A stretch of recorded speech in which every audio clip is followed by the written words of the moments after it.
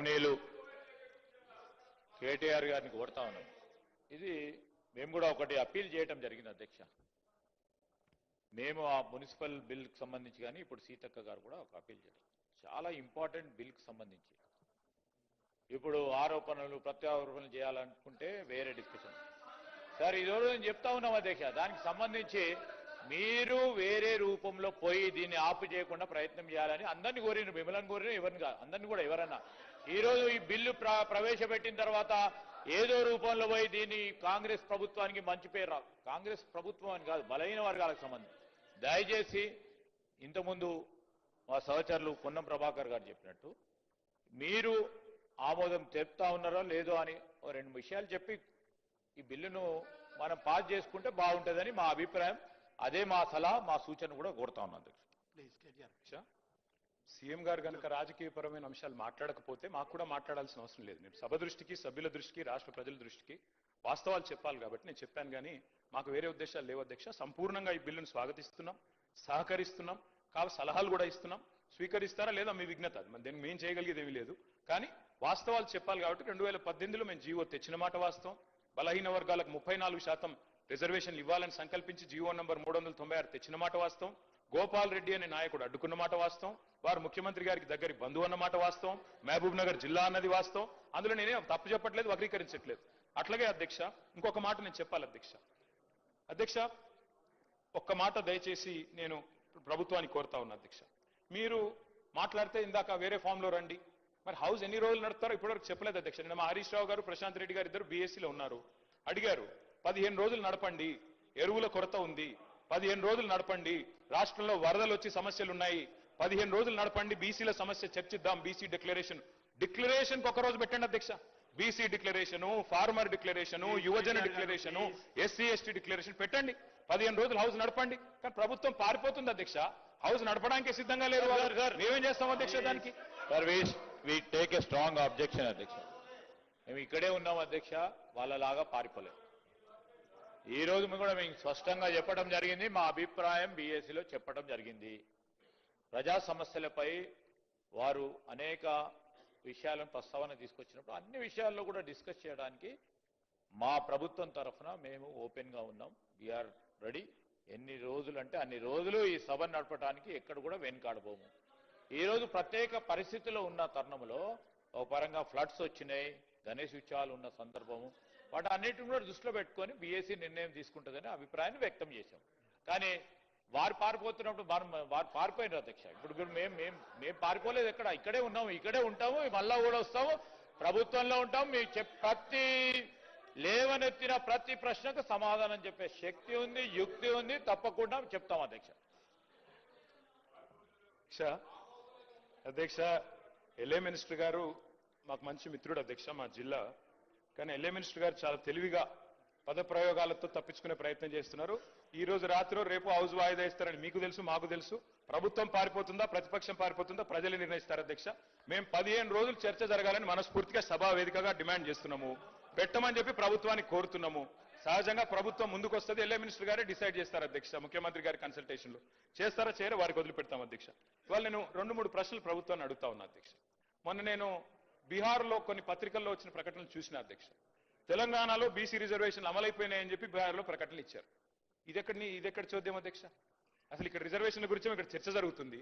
బీహార్లోనేమో ఎన్నికల ప్రకటనలు ముఖ్యమంత్రి గారు అట్లాగే డిప్యూటీ సీఎం గారు ఫోటో పెట్టి బీహార్లో మరి ఇక్కడి డబ్బంతా తెలంగాణ ప్రజల డబ్బు తీసుకుపోయి బీహార్లో పెడితే ఏమొస్తుందో మాకైతే తెలియదు అధ్యక్ష. మరి తీసుకుపోయి ప్రకటనలు అక్కడ ఇస్తా ఉన్నారు. మరి ఇక్కడ రిజర్వేషన్లు పాసే కాలేదు, పాస్ అయిపోయినట్టుగా మరి అక్కడ చెప్తా ఉంటే మాకు ఆశ్చర్యంగా ఉంది అధ్యక్ష. అట్లాగే అధ్యక్ష ఇంకో విషయం, న్యాయ సమీక్షకు నిలబడని జీవోలతో ఎట్లా బీసీల జీవితాలు మారుస్తారో చెప్పాలి అధ్యక్ష, ప్రభుత్వమే చెప్పాలి. అట్లాగే నేను అడుగుతా తెలంగాణ రాష్ట్ర సమితిని భారతీయ రాష్ట్ర సమితిగా మార్చుకొని తెలంగాణ ప్రాంత ప్రజలతో పేగుబంధం తెంచుకున్నది ఆ పార్టీ అధ్యక్ష. ఈరోజు భారతీయ రాష్ట్ర సమితి అనే పార్టీ పెట్టి తెలంగాణ సంపదనంతా కూడా ఇతర రాష్ట్రాల్లో దోషిపెట్టిరు సార్ అధ్యక్ష. పంజాబ్ లో పోయి చెక్కులు ఇచ్చేటువంటి చరిత్ర మీది. మీరా మా గురించి మాట్లాడారు అధ్యక్ష. మహారాష్ట్రలో ఒక్కొక్క మీటింగ్ కోసం 100 కోట్లు ఖర్చు పెట్టి ఒక సర్పంచ్ కూడా గెలవని పరిస్థితి ఆ రోజు బీఆర్ఎస్ పార్టీ అధ్యక్ష. ఈ రోజు తెలంగాణ అప్పుల కుప్ప రాష్ట్రంగా మారిందంటే మీ ఆలోచన వల్ల. ఈరోజు 8 లక్షల కోట్లు అప్పుడే తీసుకుపోయినటువంటి పరిస్థితి అధ్యక్ష. అప్పుడంగా హిందీ రాష్ట్రాల్లో 1000 కోట్లతో భారతీయ రాష్ట్ర సమితికి సంబంధించినటువంటి వారు ఇక్కడి కార్యక్రమం అక్కడ అమలు చేసినట్టుగా చూపేటువంటి కార్యక్రమం చేసి ఈ రాష్ట్ర సంపదను లూట్ చేసినటువంటి వీళ్ళ ఈ రోజు మన గురించి మాట్లాడే అధ్యక్ష. ఈ రోజు మాది జాతీయ పార్టీ కాబట్టి అక్కడికి మా నాయకులు, మా ముఖ్యమంత్రి గారు, ఉప ముఖ్యమంత్రి గారు వెళ్లి వచ్చిన సందర్భాన్ని కూడా తప్పటి విధంగా మాట్లాడితే ఎట్లా అధ్యక్ష? ఈ రోజు మన తెలంగాణ సంపద అంతా కూడా ఇతర రాష్ట్రాల్లో పంచి వచ్చింది ఆనాటి ముఖ్యమంత్రి అధ్యక్ష.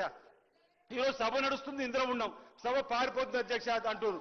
22 నెలలైంది అధ్యక్ష, రాంది ప్రతిపక్ష నాయకుడు కదా అధ్యక్ష. ఈ రోజు కూడా ఇంత బీసీలకు సంబంధించిన అంశం కానీ కాళేశ్వరం సంబంధించిన అంశం జరగబోతుంది. వారు వచ్చి మాట్లాడే అంశం ఉండే కదా అధ్యక్ష. ఎస్సీ కేటగిరీ వచ్చినప్పుడు కూడా వారు రాలేదు కదా అధ్యక్ష. వారిదా తప్పు, మాదా తప్పు అధ్యక్ష. ఈ రోజు ప్రతిపక్ష నాయకుడు ఉండి సభకు రాకుండా ఫామ్ హౌస్ ఉన్నటువంటి వారి వైఖరిని చూస్తున్న ప్రజలు, ఈరోజు మేము ఈరోజు అసెంబ్లీ నుండి చేస్తున్న కార్యక్రమం కూడా ప్రజలు చూస్తున్నారు అధ్యక్ష. ఈ రోజు వచ్చే రోజుల్లో కూడా ఈ ప్రభుత్వం మళ్ళీ అధికారులు కాంగ్రెస్ ప్రభుత్వం ఇంద్రమరాజ్యం వస్తుంది. ఇంత మా ముఖ్యమంత్రి అన్నట్టుగా ప్రతిపక్షాన్ని కూడా వారి స్థానానికి పరిమితం కాకుండా ఉంటారు అధ్యక్ష. Please KTR 5 minutes please. Speaker sir మీ ఈ సాంప్రదాయాన్ని ఎక్కడ చూడలేదు సార్. జనరల్ గా మంత్రులు ఇంటర్వ్యూని అవుతారు, మరి గవర్నమెంట్ విప్లు కూడా అవుతున్నారు. మా సీనన్న కూడా మంత్రి కావాలని కోరుకుంటున్నా. మా జిల్లా బిడ్డ, మా రాజన్న సిరిసిల్ల జిల్లా బిడ్డ. తప్పకుండా మా లక్ష్మణ మొన్ననే అయిండు, శుభాకాంక్షలు వారికి. మా సీనన్న కూడా కావాలని కోరుకుంటున్నా అధ్యక్ష. భవిష్యత్తులో వారు ముఖ్యమంత్రి కూడా కావాలని కూడా నేను కోరుకుంటా ఉన్నా అధ్యక్ష. 5 minutes అధ్యక్ష నేను కాంగ్రెస్ ప్రభుత్వాన్ని సూటిగా అడుగుతా ఉన్నా అధ్యక్ష. పార్లమెంట్ లో చేయాల్సిన చట్టాన్ని ఇక్కడ చేస్తే ఎట్లా మీరు లాభం చేస్తారు, ఎట్లా బీసీలకు న్యాయం చేస్తారు, సమాధానం చెప్పండి. నెంబర్ 1. రెండవది, మీరే 5 గొంతుకులతో మాట్లాడుతున్నారు, 5 నాలుకలతో మాట్లాడుతున్నారు. ఒకసారి రాజ్యాంగబద్ధంగా చేస్తామంటారు, ఇంకోసారి పార్టీ పరంగా ఇస్తామంటారు, ఒకసారి ఆర్డినెన్స్ అంటారు, ఒకసారి బిల్ అని చెప్పి మార్చిలో బిల్లు పాస్ చేసిండ్రు, ఇప్పుడు జీవో ద్వారా అంటారు. నేను ఇంకొక చిన్న ప్రశ్న అధ్యక్ష, ఎల్ఏ మినిస్టర్ గారు చెప్పాలా అధ్యక్ష? ఇక్కడ మనం బిల్లు పాస్ చేస్తాం, బిల్లు ఎట్లాగో పాస్ అవుతుంది, మనకు మెజారిటీ ఉంది, మేము అందరం సపోర్ట్ చేస్తున్నాం, పాస్ అవుతుంది. మరి ఆర్డినెన్స్ మీద సంతకం పెట్టని గవర్నర్ దీని మీద ఎట్లా సంతకం పెడతారు సార్? నాకు తెలియక అడుగుతా. ఆర్డినెన్స్ బిల్లు రెండు ఒకటే కదా ఇప్పుడు మనం పెడుతున్న బిల్లు. ఆర్డినెన్స్ మీద సంతకం పెట్టలే గవర్నర్ గారు, మరి బిల్లు మీద ఎట్లా పెడతారని మీరు అనుకుంటున్నారు? ఏ రకంగా మరి సెప్టెంబర్ 30 లోపల ఎన్నికలు ఎట్లా పూర్తి చేస్తారు? రిజర్వేషన్లు ఎట్లా ఇస్తారు? గవర్నర్ సంతకం ఎట్లా పెట్టిస్తారు? ఆయన చెయ్యమని బలవంతంగా పట్టుకొని సంతకం పెట్టిస్తారా? ఏం చేస్తారు, ఎట్లా చేస్తారు? దయచేసి ప్రభుత్వం చెప్పాలా. ఆర్డినెన్స్ మీరే పంపుతారు కేబినెట్ నుంచి, ఆయన చేయకపోయే అభ్యంతరం మీకు చెప్పే, దానికి మీరేమైనా సమాధానం చెప్పినారా తెలియదు. మళ్ళీ ఈ రోజు బిల్లు అంటున్నారు. ఎవరిని మోసం చేయడానికి, ఎందుకు మోసం చేయడానికి? దయచేసి మేము అడుగుతా ఉన్నాం అధ్యక్ష, సమాధానం ప్రభుత్వం చెప్పాలి. సార్ చాలా వారికి కూడా అన్ని అంశాలు తెలుసు, కానీ ఈరోజు ఆర్డినెన్స్ సంబంధించి ఎప్పుడైనా సెషన్ లేనప్పుడు బిల్లు తీసుకురాని సందర్భాలను పురస్కరించుకొని ఆర్డినెన్స్ తీసుకొస్తాం. ఎప్పుడైతే అసెంబ్లీ సెషన్ ఉంటుందో దాన్ని బిల్లు తీసుకొస్తాం. అందరికీ తెలుసు అధ్యక్ష, ఇక్కడ ఉన్న సభ్యులందరికీ కూడా తెలుసు. ఇప్పుడు నడుస్తా ఉంది బిల్లుకు సంబంధించి మేము చేస్తా ఉన్న పోరాటం. వారు పైన మాట్లాడుతూ ఉన్నారు, కానీ మా పోరాటంలో వచ్చి పాల్గొనలేదు. ఎప్పుడు మేము పిలిచినా కానీ ఈరోజు మేము గవర్నర్ గారికి పంపించి మళ్ళొకసారి ప్రస్తావన తీసుకొస్తాం అధ్యక్ష. మనసు మారుతుందని ఆలోచనతోనూ పాజిటివ్ దృక్పథంతో పోతా ఉన్నాము. రెండవది, ఈ రోజు కూడా మీరు సుప్రీంకోర్టులో సార్ మీరు ఏనండి, సుప్రీంకోర్టులో గవర్నర్ గారిది, ప్రెసిడెంట్ గారికి సంబంధించి రాష్ట్ర ప్రభుత్వాలకు సంబంధించిన బిల్లులు వారికి సమర్పించినప్పుడు సమయం ఎంత తీసుకోవాలి, దాని సందర్భాన్ని పురస్కరించుకొని మొన్న తమిళనాడు కేసుకు సంబంధించి ఒక సుప్రీంకోర్టు నిర్ణయం తీసుకున్నది. దాని తదుపరి ఈరోజు సుప్రీంకోర్టులో ఆర్గ్యుమెంట్ జరుగుతూ ఉంది డివిజన్ బెంచ్ ముందట. అది అతి త్వరలో డెసిషన్ రాబోతా ఉంది. We are expecting a decision very soon. 9th నాడు కంక్లూజ్ అవుతా ఉంది.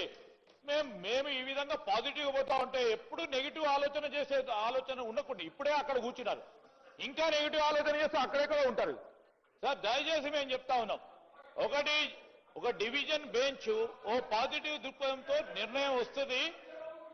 గవర్నర్ గారు కూడా అదే విధమైన ఆలోచనతోని ఈ రోజు బిల్లు ప్రవేశపెట్టిన తర్వాత మూడ్ ఆఫ్ ద హౌస్ అని ఎందుకు చెప్తా ఉన్నారు ప్రభాకర్ గారు? అనేక సందర్భాల్లో గవర్నర్ గారు మూడ్ ఆఫ్ ద హౌస్ చూడాల్సిందే. అందుకోసమే వీరు ఈ విధంగా మాట్లాడుతూ ఉంటే గవర్నర్ గారిని మళ్ళా ఇంప్రెస్ చేస్తా ఉన్నట్టు, సమ్ నెగిటివ్ కనోటేషన్స్ ఇస్తా ఉన్నట్టు కనబడతా ఉన్న సందర్భాన్ని కనబడొద్దని పొన్నం ప్రభాకర్ గారు ఇప్పటికే 4 సార్లు చెప్పారు. ఈరోజు వారికి సంబంధించి ఇప్పుడు ప్రభాకర్ గారు చెప్పింది మూడవ హౌస్ చూసి గవర్నర్ గారు కూడా దీంట్లో మొత్తం యావత్ రాష్ట్ర ప్రజానికానికి సంబంధించి మొత్తం మంది శాసనసభ్యులు కోరుతా ఉన్న సందర్భం దృష్టి పెట్టుకొని తప్పకుండా పాస్ చేస్తారు అనే నమ్మకంతో పోతా ఉన్నప్పుడు గవర్నర్ గారు పాస్ చేయడు, చేతులు పట్టుకొని రాయమంటారా? ఆయన ఏం సరి ఆయన నెగిటివ్ కనోటేషన్ తో పోకుండా పాజిటివ్ దృక్పథంతో బలహీన వర్గాలకు మేలు జరగాలనే ఒక కాంక్ష ఉండాలి, ఒక చిత్తశుద్ధి ఉండాలి. మనసులో ఉంటే తప్పకుండా ఇవాళ కాకుండా రేపైతేనే బాగుండాలి. వాళ్ళకి లేదు. వారు కూడా అన్నారు అధ్యక్ష, బలహీన వర్గాలకు సంబంధించి కేసీఆర్ గారు మాట్లాడింది కాదంటలేదు. ఈరోజు అదేవిధంగా బీసీ సప్లాన్ గురించి 2014లో 2-3 మార్లు మాట్లాడిండు. మేము లేకపోవచ్చు, ఇక్కడ ఉన్న ఇతర గౌరవ సభ్యులు ఉన్నారు, ఇక్కడ బట్టి విక్రమార్క గారు ఉన్నారు.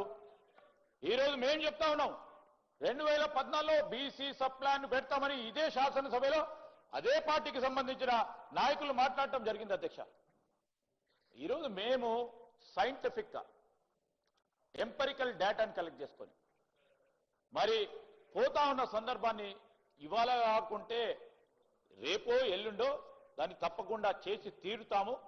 మేము చేసిన ఒక కార్యాచరణ, ఒక ప్రణాళిక, అదేవిధంగా సైంటిఫిక్ ఎంపెరికల్ డేటాను తీసుకెళ్లి ఎవరు ఆపలేరు అధ్యక్ష. దీన్ని 42% చేసి తీరుతాం అధ్యక్ష.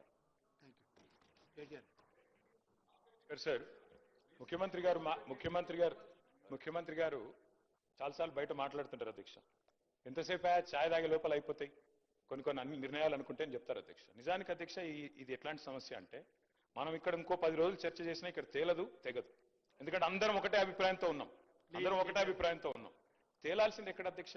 రాహుల్ గాంధీ గారు, మోడీ గారు ఒక ఛాయ్ తాగి ఇద్దరు డిసైడ్ చేసుకుంటే అర్ధగంటలు ఒడిచిపోతుంది సార్, బిల్లు పాస్ అయిపోతుంది, రాజ్యాంగ సవరణ జరిగిపోతుంది తప్ప ఇంకోటి లేదు సార్. కాబట్టి మీరు ఇంకా 10 రోజులు హౌస్ నడిపి 10 రోజులు చర్చ పెట్టినా హాఫ్ అన్ అవర్ అయిపోయింది. మీరు కూడా కొంచెం ఎక్కడ సార్ నన్ను అందరూ మంత్రులే ఇంటర్ప్రిట్ చేస్తుంటే ఎట్లా చేయాలి సార్?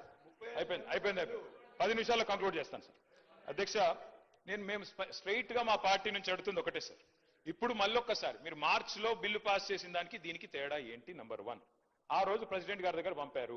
మరి ప్రెసిడెంట్ గారు ఇంకా సంతకం పెట్టకుండానే మళ్ళీ పంపడం వల్ల, మళ్ళీ చేయడం వల్ల ఎట్లా దీనికి రిలీఫ్ వస్తుంది? Number 1 question sir. తర్వాత చెప్పండి సార్, వాళ్ళు మళ్ళీ మంత్రులు ఊరికే ఇంటర్వ్యూని కాకుండా చూసుకోండి మీరు. తర్వాత రిప్లై వల్ల వారు చెప్పమనండి. కోర్టుల్లో ఎందుకంటే మనం చట్టాలు సరిగ్గా చేస్తే ఏ కోర్టు కూడా ఏం చేయలేదు. మన చట్టాల్లో లొసుగులు ఉంటేనే కోర్టు అయినా ఇంకోటైనా కాన్స్టిట్యూషన్కి అనుగుణంగా లేకపోతేనే కోర్టు ఇంటర్వ్యూన్ అవుతుంది తప్ప కోర్టుకు పోవద్దు అనే మాట మాత్రం కరెక్ట్ కాదు. ఎందుకంటే ఎవరైనా సరే కోర్టుకు ఎప్పుడు పోతారు? ప్రభుత్వాలే చట్టాలకు తూట్లు పొడిస్తే, ప్రభుత్వాలే చట్టాలకు మరి లోబడి పనిచేయకపోతే కోర్టుకు పోతారు, జ్యుడిషియల్ రివ్యూ ఉంటది. పోవద్దు అనే మాట తప్పు. డెఫినెట్ గా ప్రజలు ఎవరము కోర్టుకు పోవద్దని అనడం లేదు. మేము ఆ న్యాయస్థానాల పట్ల గౌరవం ఉంది. కానీ మీ మాటలు కోర్టుకు పోవాలే అని అటువంటి సంకేతాన్ని ఇచ్చే విధంగానే మీరే పోతారు అనేటువంటి విధంగా సంకేతం ఇచ్చే ప్రయత్నం జరుగుతోంది.